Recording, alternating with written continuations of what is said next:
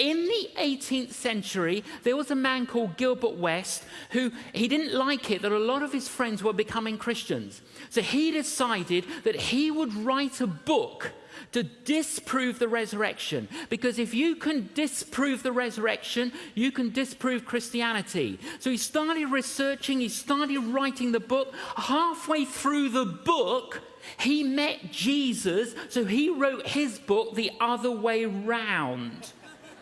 I've got one of the original copies that he wrote in the 18th century.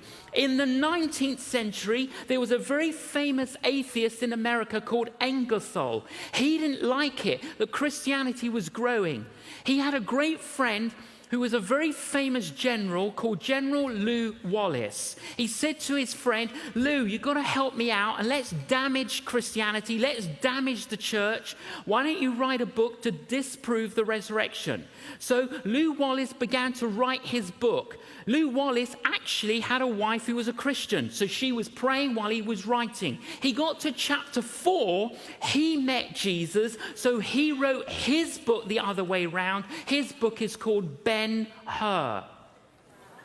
In the 20th century, there was a lawyer and a journalist called Frank Morrison. He decided that he would shatter Christianity and he would write, and the only way you can do that is to disprove the resurrection. So he's a journalist. He knows how to, research, but he's also a lawyer. He knows how to play around with the material.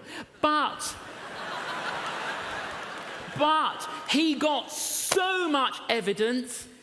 Halfway through the book, he met Jesus, so he wrote his book the other way round. His book is called Who Moved the Stone?